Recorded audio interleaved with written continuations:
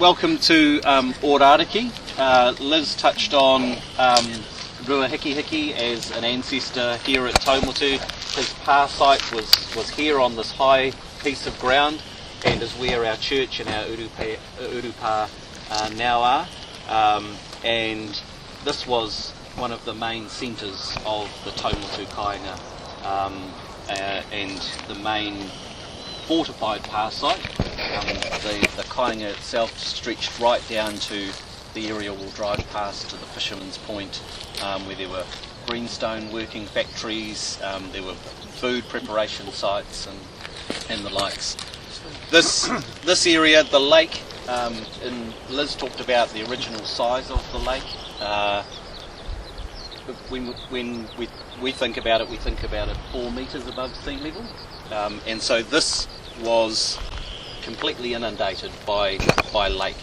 Came right up along the side of the pa site here, right up to the marae, and pushed further back into some big wetlands that were right up the back of the marae there. So when we think of a lake today, it is over the back of those willow trees you can see there in the distance is where the lake, the arm of the lake called Te Koraha begins. We've, as part of Whakaora te-waihora, the project with the government and Environment Canterbury and Ngaitahu, this has been one of the project sites. There is a drain which you can't quite see that comes down past that raupo and then down the other side of those harakeke and flax bushes and drains down to the lake. It just literally carried the water in a straight and narrow drain from the marae into the lake, and so part of this project was to allow that water to spill out and into a wetland area. This is Māori reserve land. It was naturally wet in the winter time anyway, so breaking through the banks of the drain, allowing the water to spill out, was sort of a vision that the people have had for a long time. A key part to this project is every year during the autumn we bring our tamariki down to learn how to tuna, gather eels. And the only place they could really safely do it was just in front of that shingle bank in the ford. And so part of the project in creating the wetlands has been creating shallower water that enable our tamariki to be able to go in, hunt for tuna, and look for them during the season. It's also this area's a Department of Conservation recognised area for inanga spawning. It happens all around the lake, but particularly in here, and the wetland has just built out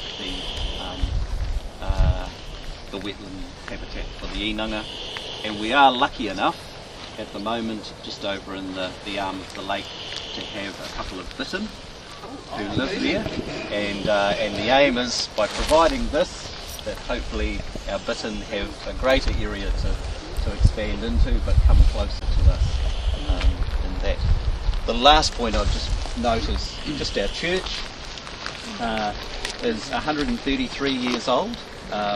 It's a Wesleyan Methodist church, and the first church service took place here at Taumotu in 1844 by Bishop Selwyn, and he was surprised when he arrived that there were already people who knew how to read the Bible and were already practicing Christianity. So that's an important part of our heritage here. But I'll hand over to Tim, who's just going to talk about the role of wetlands in the catchment. There isn't a lot I can add really. Liz has talked about wetlands and David as well, but it's really just to say that the reference was made to them as the lungs, and I always think of them as lungs and liver as well. It's not just the breathing, but they actually purify as well. It's a really important cleansing role they have. And this is a great example of it, where, as David explained, there was a pretty, the traditional view was he got rid of the water as quick as he could, so you had a drain that just went straight round the back and straight into the lake and then out to sea, as opposed to trying to slow everything down, have an open area, have a lot of vegetation growing to take up as many nutrients as we possibly can. And this is a really lovely example of one that's in development, and I hope you can. 2 years. 2 years. Yeah. Yeah. Hope you can come back in years to come and see more of it. But around the lake itself there is a lot of wetland, but it's all fairly. It's not in a great state, I guess, and there's a potential for a lot more wetland to be put in place. And of course, what we've got in the Canterbury Plains is a tremendously productive agricultural area, and really, really important to the New Zealand economy, not just to the Canterbury economy. And a lot of what we're trying to do is balance those things together to say we've got the productivity that does mean nutrients, and it does mean nutrients coming to the lake. And one of the ways of treating those nutrients and helping the lake is to increase the amount of wetland in the margins, particularly in the margins, because you can have them up in the catchment and that's good, but you can catch more when they're down the bottom. So how far out are you going to extend these wetlands? I mean, I can see there's farming over there, so presumably that was originally wetland. So what this has provided, there's some areas back. What we've seen is by the Runanga leading essentially by example in restoring a wetland.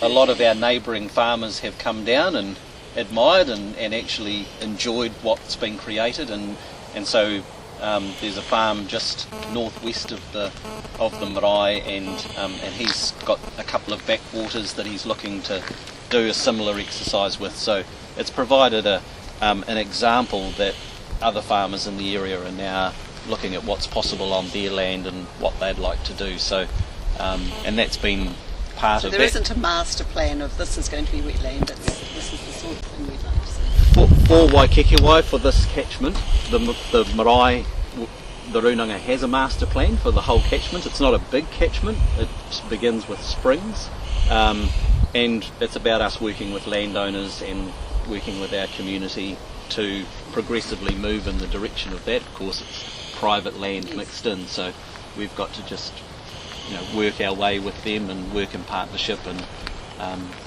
provide those opportunities.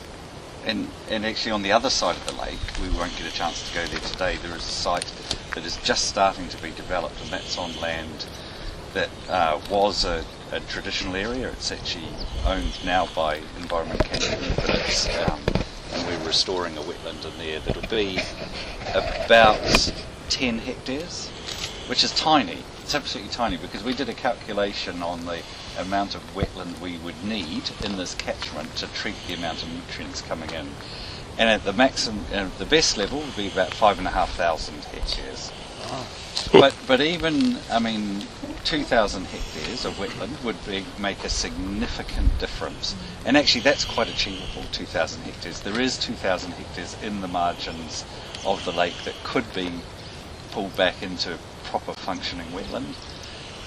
And there are other areas up in the catchment as well. The catchment itself is a couple of 100,000 hectares, so it's actually a small percentage of the catchment, but it is something that is very much seen as a way forward, is to be. Wetlands and spring heads and stuff like that, we actually have a number of projects upstream that we're working on. I think in total there's been about 52 or so that's been funded. So what you saw, there's a lot more up there that we're actually kind of working on. So the whole idea is actually to make sure that the fresh water flowing down here is actually, it is good water. And so we're standing here at Hart Creek because this is one of the earlier projects that had worked really, really well. And I think before this willow removal and the planting, the stream was all kind of clogged up. This is a very good example of a bunch of farmers coming together in a collaborative manner and restoring a stream. So there's still quite a few willows. Are they going to? I'm not sure these ones actually are spread, but John might know because John's in the previous zone committee. Yes. So these willows, are they going to be removed, or actually I think these are not in crack willows? time. And so this began as a bit of an epiphany. A guy, Colin Patterson, was farming here. He had no fence. The stock were in the creek, and that's just the way it was. And then there was a conversation that said, this probably isn't quite right. He thought about it. And when are we talking about? What sort of About era? 13, 15 years ago. Oh, okay, quite recent. And thought, yeah, you're right. And so, along with a bunch of other farmers along this waterway, and with help from land care groups and Environment Canterbury, they set about a project of fencing the stream and beginning the riparian planting, taking out the willows and bringing biodiversity back. So it was a genesis of a number of people. You still had others that were not engaged, so you can say one side of the stream's been fenced and the planting, the other side not quite so much. So over the 13 years it has really grown. I think most people are now on board, and as time goes on, more of these works go into play. You see the Ellesmere Lions engaged here. They've built bird hide at the bottom of the walkway out into the lake, and so we have a lot of tourists, a lot of locals just doing this walk down to the lake, observing the life and communing with nature. So it's ongoing. It's one of those processes that started early in the catchment before our zone processes started in the Canterbury Water Management Strategy. Is it required now for farmers to Fence waterways. Yes. It is up north. I was just Yes, thinking it is. of Yeah. And that was one of the things in the Land and Water Plan that we did in 2012. Now, everybody in intensive agriculture with cattle, deer, and anything like pigs, you've got to have your waterways fenced. If you're in the hill and high country, where you've got very low intensity of cattle, then you don't need to be fenced because they have a relatively small impact on the water quality. But everything down on the Canterbury Plains, has to be drains, small waterways, rivers are all fenced. And the willows have to go because they prevent the original vegetation from taking place. So two parts. One, they clog the waterways. They are very invasive, and as soon as you clear a patch to the bottom, one wee branch off these willows floats down, starts again. So part of it is clearing the waterways to get those flows, and the second part, you're right, it clogs up later biodiversity. We need the willows out before we can start to replant.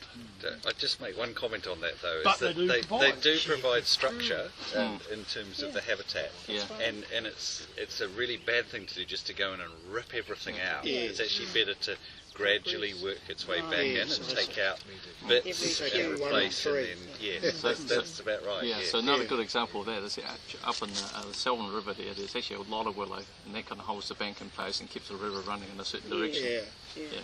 So I mean, if I was to go back, and it's good for the birds. Yes. And the eels like them too. Yes. Right.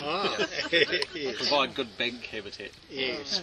So if I go back and tell you a bit more about the zone committees, the zone committee, it's actually a joint committee of the Selwyn District Council, Christchurch City Council, and ECAN. There's a number of Runanga reps that sit at the committee as well as a lot of community reps. So I mean, we've been called the engine of ECAN. So I guess we're the interface between ECAN and the community. So I guess when the community kind of see ECAN, they probably conjure up all sorts of kind of what shall I say, Tom? Tom. They've got a very good reputation. So it's a little bit different when you have community reps, who might be farmers and so on, that actually sit at So you're a horticulturalist? Yes, I am. Yeah. And close by? Very close by.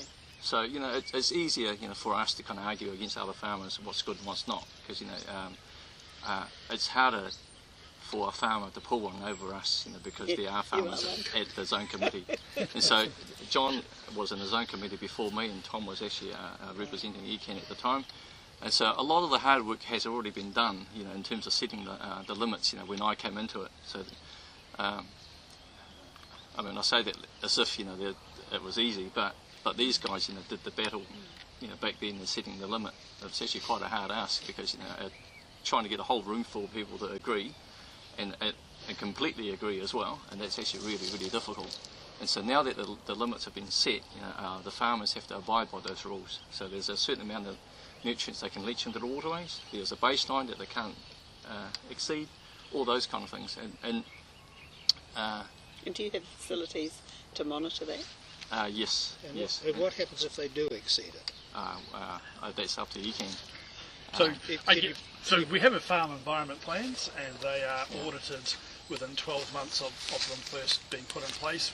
We have a consent that we need to have to farm, and so in that audit process we have overseer, which we use to model nutrient losses, and then we have the stuff on farm that we need to show that we're doing to improve the environment.